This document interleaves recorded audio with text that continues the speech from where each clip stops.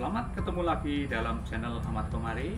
Pada sore hari ini saya akan mewawancarai seorang pelatih bulu tangkis muda potensial dan sudah menghasilkan beberapa atlet yang menjadi unggulan, menjadi juara di kabupaten, juga menjadi juara di provinsi, bahkan sudah bisa ke provinsi lain mendapatkan. Seperti apa? Kita ikuti. Selamat sore, assalamualaikum. Salam. Pak Saiful. Pinara Bang Mari. Monggo. Berangkat ini. Ini pialanya banyak sekali ini. Iya, Pak. Iya. Ini dari piala-piala anak latih ya Pak Saiful ya. Iya, Pak. Wah, ini level apa saja Pak ini piala-piala ini? Ya, ini ada level kecamatan, kabupaten, provinsi, kedul juga ada. Teman-teman dari saya biasanya kalau kejuaraan tingkat kabupaten, kalau juara piala itu saya berikan ke anak-anak yang belum bisa juara. Janjinya besok kalau juara piala kembalikan. Oh. Motivasi. Motivasi. Iya. Itu sebenarnya tidak hanya motivasi, memang penjenengan mencetak juara. Jadi orang yang belum juara, sampean kasih piala, seolah menjadi juara. Nah, itu namanya mencetak juara. Nantinya anak itu akan sungguhan. Nah, ini pengalaman saya dulu Pak Saiful. Saya dulu belajar bulu tangkis itu lihat orang-orang main pertandingan, yang juara seperti itu, saya ikuti sampai babak final. Oh, kalau juara itu dipanggil lalu dikasih medali. Nah, itu seorang juara yang seperti itu. Nah, lalu saya dulu berpikir, bagaimana saya harus bisa seperti dia. Maka di rumah saya latih, saya kasih cari kalung sendiri, ini juara. Nah, juara. Nah, lama-lama leher ini terbiasa. Nah, suatu saat betul leher ini dikalungi menjadi juara berkali-kali. Nah, jadi tadi Pak Ipul itu betul dengan cara anak dikasih itu memang jadi kan yang kita jadi juara tinggal nunggu waktu. Iya. Dan rata-rata beneran juara Pak. Ya. Tapi piala nggak bisa minta kembali. Buat kenang-kenangan. Iya. Nah, ini saya melihat Mas Ipul itu dalam melatih dedikasinya tinggi karena penjenengannya sudah punya pekerjaan yang tetap ASN ya. Iya, ASN. Nah, jadi sudah menjadi abdi negara sehingga bermain bulu tangkis melatih itu hanya untuk menambah pahala ya, supaya mencetak orang menjadi berkualitas unggul. Iya. Bagaimana pengalamannya Pak Ipul hingga bisa membawa anak-anaknya menjadi juara? Jadi dari klub kami di SMP, termasuk kami menyadari sendiri ada keterbatasan waktu di ASN. Jadi pola latihan kita rubah Pak. Jadi pola latihan yang kami berikan itu lebih banyak kesadaran dari atlet sendiri. Salah satunya yang seperti saya ceritakan, kita berikan PR Pak. PR-nya itu ada yang pertama, kalau untuk anak-anak yang sudah sampai 3 bulan, yang pertama tuh bangun tidur jam berapa. Kami itu? Ya, jadi kita juga lihat aktivitas anak. Yang kedua, tidur jam berapa Pak? Ya, bangun tidur, lalu berangkat tidur jam berapa? Ya, terus ada lagi Pak, belajar atau tidak? Belajar sekolah maksudnya. Pertanyaannya semacam itu? Iya, jadi anak tidak punya alasan lagi orang tua gara-gara bulu tangkis prestasi pelajaran menurun, karena logikanya ketika olahraga harusnya prestasi belajarnya meningkat Pak. Karena pengalaman sendiri ini dari saya, adik-adik, orang tua pelatih, rata-rata kami olahraga pun sekolah bisa diterima di sekolah favorit. Kalau di proyek SMP 2 rata-rata kita lulus di SMA 1 juga. Terus kemudian ada kayak lagi belajar fisik Pak. Di situ ringan Pak, ada lompat tali, terus kemudian ada apa namanya pukulan tanpa bola, smash, backhand ditulis. Terus kemudian ada tambahan lagi, kadang orang tua selalu minta Pak, ngaji. Oh. Kadang yang ada TPQ malah minta tambahan itu, tapi request nih Pak ngaji misalkan hari ini surat Al-Baqarah ayat 1 sampai sekian, tapi itu khusus yang itu karena privasi tambahan itu yang minta putra Pak Uun itu yang Yani Pian. Nah itu nanti diisi anak sendiri Pak, mandiri Pak. Berapapun kuis pertanyaan tadi anak yang mengisi nanti setiap akhir bulan itu ditandatangani orang tua. Jadi itu bentuk tanggung jawab, kejujurannya siswa divalidasi oleh orang tuanya. Iya, dan itu nanti kelihatan anak-anak yang mana memang serius. Kadang kita ada Pak skipping ditulis cuma 1, itu PR-nya sah Pak, karena kita munculkan itu kesadaran. Nanti ya yang dulu ada namanya Dania Sofi itu tiap hari itu rata-rata 3.000 sampai 5.000. Jadi ketika skippingnya saja. Jadi ketika Sofi 3.000, biasanya kita tunggu yang Dania jadi 3.200 dan seterusnya. Alhamdulillah keduanya semuanya juga sama-sama sukses. Yang Dania dulu sempat masuk Mutiara Bandung, terus yang Sofi itu di champion Klaten, bisnis sayangnya cedera. Dan itu berlaku juga untuk yang namanya di Jericho. Jericho ya. Jericho itu bisa dikatakan yang sekarang kesehatannya itu tanpa privat. Kita hanya akomodasi PR, karena kadang ada kelemahan juga ketika kita privat hanya orang-orang yang mampu yang bisa privat. Kita kemudian lebih banyak ke PR, kita bermain data saja. Ketika itu anak-anak memang serius, ya kita ada jam tambahan sebelum latihan mungkin. Karena jadi ini mungkin sesuatu yang baru nih Pak Iful ya. Saya melihat di klub-klub yang lain masih mengandalkan skill terus-menerus, tapi tanggung jawab dan kejujuran tadi Pak Iful itu sudah dibawakan ke rumah, sehingga itu tadi saya menilai kalau lalu ditandatangani orang tua, lalu besok dibawa klub, Pak Iful ngecek, kamu skillnya berapa? 1.000, kamu berapa? 500, otomatis kompetisi anak itu besok akan memperbanyak. Minggu itu kadang anak kita panggil, dikumpulkan, dan biasanya anak itu sudah punya saingan sendiri Pak. Jadi ketika tahu lawannya lebih banyak, nah itu nanti dia nambah Pak. Kita tinggal jadi provokator aja. Nanti mereka bersaing secara sehat. Iya, ini manajemen konflik yang bagus. Nah ini pemirsa, ternyata di klub bulu tangkis Sadewo Junior Purworejo ini klubnya kecil, namun mempunyai prestasi bisa bersaing dengan klub-klub lain di lingkungan Jateng dan DIY. Terbukti sudah beberapa pemain yang bisa menjuarai di provinsi itu. Nah itu pemirsa, karena keunggulannya anak dilatih mandiri. Nah ini kreativitas dari seorang pelatih yang ada keterbatasan waktu, tenaga karena ASN bisa untuk tugas-tugas negara, namun di sela-sela itu otaknya juga karena dia juga player, juga pemain, juga juara level bulu tangkis kabupaten, sehingga dia punya ukuran kira-kira anak itu sekian harus ini. Nah maka tadi dengan PR ini yang ini nanti akan saya jadikan referensi Mas Iful.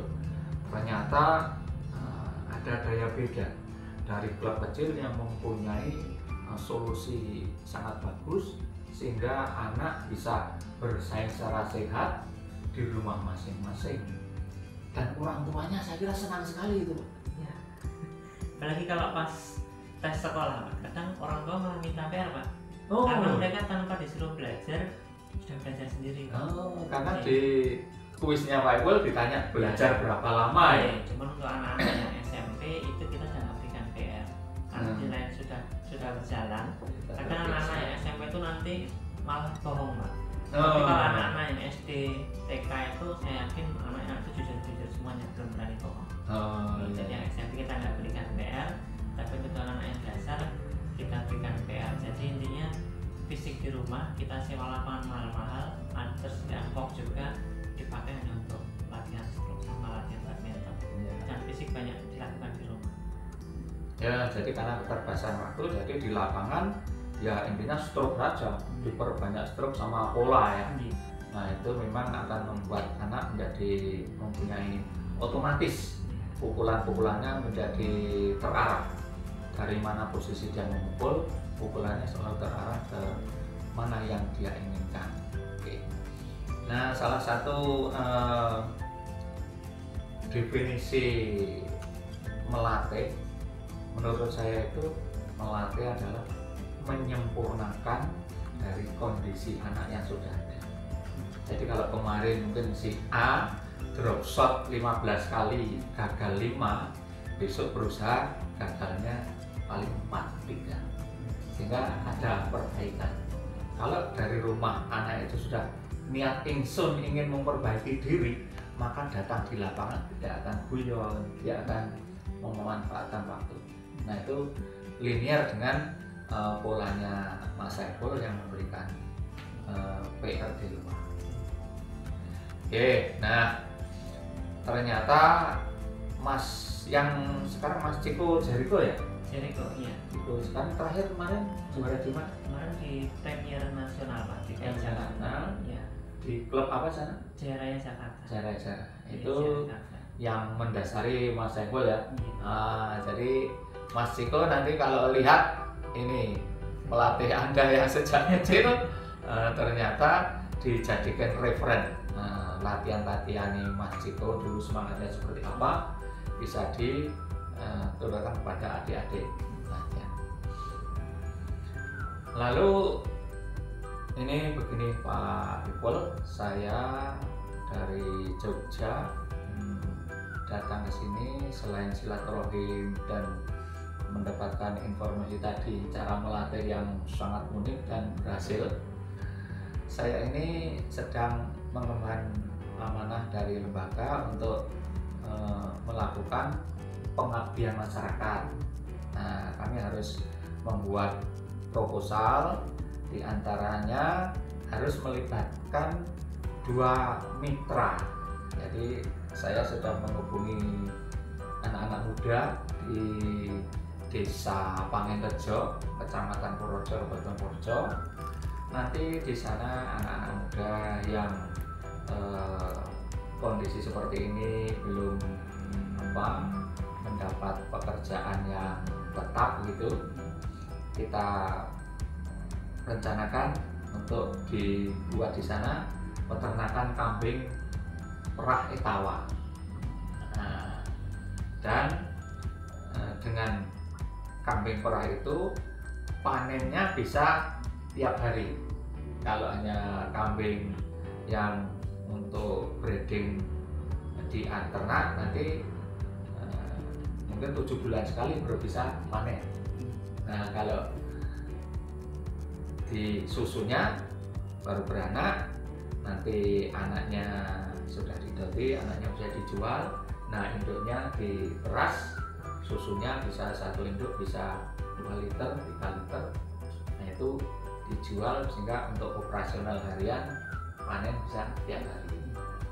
Nah, selanjutnya mitra kerja yang pertama itu bidang peternakan, mitra kerja yang kedua saya mengambil dari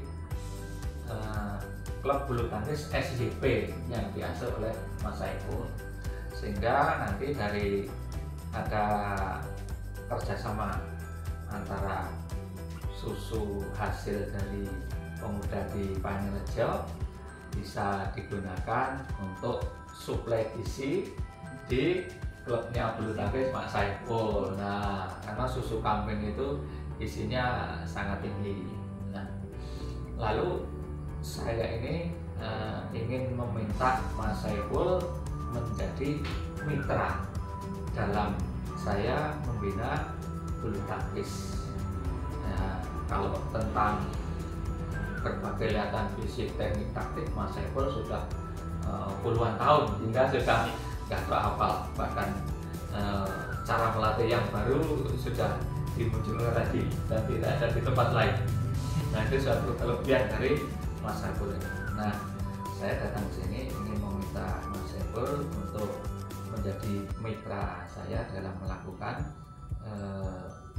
pengabdian masyarakat, sehingga nanti di samping unsur fisik, teknik, taktik, mental, strategi, pengalaman bertanding. Saya juga ingin mengembangkan kepemimpinan bulu tangkis. Jadi adik-adik yang dilatih oleh Mas Ipul di samping menjadi pemain, menjadi juara, bisa eksis membawa nama baik di kelak kemudian hari, syukur bisa menjadi seorang pemimpin dengan teori kepemimpinan bulu tangkis yang kita sampaikan kepada adik-adik di SIP. Nah, kira-kira gimana tanggapan Mas Ipul dengan PPM yang seperti ini? Ya Pak, terima kasih. Untuk kebetulan itu SIP sendiri Pak, bicara kepemimpinan tadi ini sudah berjalan hampir 1 tahun Pak. Jadi ada kebijakan, kebetulan kalau di Polres itu untuk anak-anak perempuan yang sudah masuk SMA itu jaraknya minim sekali. Jadi kami ada kebijakan untuk anak-anak bulu tangkis, utamanya perempuan yang sudah menginjak SMA, yang pertama Pak, kita gratiskan. Yang kedua, anak-anak tersebut kita tarik menjadi asisten pelatih. Ya, jadi kalau tadi bicara ASN pun, kami pun tidak kesulitan karena anak-anak perempuan tadi itu ikut sekarang latihan latih Pak. Ya, jadi sebagian ada kita karena kita ada 5 lapangan Pak. Jadi memang ada kelemahan juga ketika lapangan banyak, pelatihnya kurang itu anak-anak nanti kontrolnya kurang. Makanya kita mulai rubah jadi anak-anak yang sudah mulai masuk SMA, kita mulai kepemimpinan juga Pak. Jadi kita pasrah untuk anak-anak, satu lapangan yang mentalnya belum siap, dua anak satu lapangan Pak. Jadi ada yang kayak Dania, terus Naila, Anissa. Saya Anissa sekarang sudah keterima di Universitas Tidar di Magelang. Jadi hebatnya setiap minggu tuh nyala untuk bisa pulang Sabtu Minggu melatih, besok hampir tiap minggu pasti pulang. Ya itu udah mulai ngelatih di kelas 3 SMA, itu dulu alumni anak SMA 1. Terus Naila Pak, Naila itu juga sama Pak.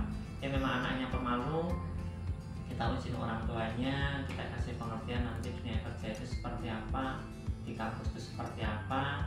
Jadi tidak hanya kuliah pulang Pak, diinginkan juga sebisa mungkin ikut semacam kayak unit kegiatan mahasiswa juga.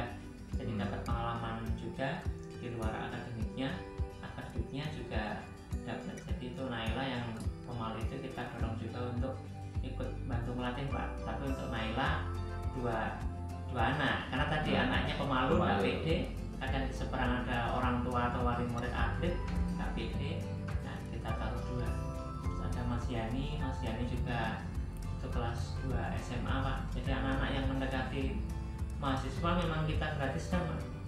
Jadi nanti anak latih dulu, nanti kemudian kita ada kebijakan ketika sore itu anak mulai latihan main Pak. Oh ya, ya. Oh iya. Ya. Nomor berapa ini? Ini nomor 1 Pak. Nomor 1. Nomor 1. Sudah kelas berapa ini? Ini kelas 1 SD. Posturnya baru kelas tinggi. 1. Gede posturnya. Istri Pak. Monggo Ibu. Lu UNY juga Pak. Iya. SD. Di Fakultas FIP. Iya. Ya, ngajar di SD Kepatihan. Sekarang. Iya. Alhamdulillah. Ya, memang. Iya, monggo. Memang kita ada kebijakan Pak. Jadi memang mulai tahun 2022 setelah COVID itu anak-anak kita dorong yang gede-gede itu mulai kita perbantukan untuk latih. Iya, Rian, Mas Pian, dan ini ke depan harapannya dari generasi terus seperti itu Pak. Ya, saya tahu klub Sadewa itu kan dulu yang membina bapaknya Mas Ipul. Nah, bapaknya Mas Ipul kan Pak Musangin itu partner double saya, ya pernah juara di kabupaten dulu. Sehingga saya tahu dulu Pak Mus membina anak-anak itu ya dengan dedikasi yang tinggi. Kalau ada anak yang potensial, kebetulan anaknya orang tidak mampu ya dipersilahkan berlatih sungguh-sungguh, tidak dipungut biaya. Jadi hal semacam ini sudah tanaman dari bapak yang dulu, sehingga sekarang Mas Ipul ya syukur bisa melanjutkan anak-anak bahkan sekarang lebih banyak, sehingga anak-anak yang sudah mendekati dewasa itu sudah diajari tanggung jawab bagaimana supaya bisa bertanggung terhadap dirinya sendiri, menjadi pelatih, punya tanggung jawab untuk mengguni adik-adik. Kehadirannya juga harus lebih awal. Kebutuhan pribadinya yang ingin bermain kemana-mana ya sedikit terkorbankan untuk datang menunggui adik-adiknya yang sedang berlatih. Jadi mudah-mudahan nanti sebagai mitra ya kita akan berkomunikasi ya beberapa kali nanti. Nah, kebetulan sekarang sedang tidak latihan karena iya ini kebetulan gedungnya masih direhab Pak. Jadi kemarin iya. itu kelemahan gedung Projo itu ya gedungnya hanya satu Pak. Kalau hujan ya banjir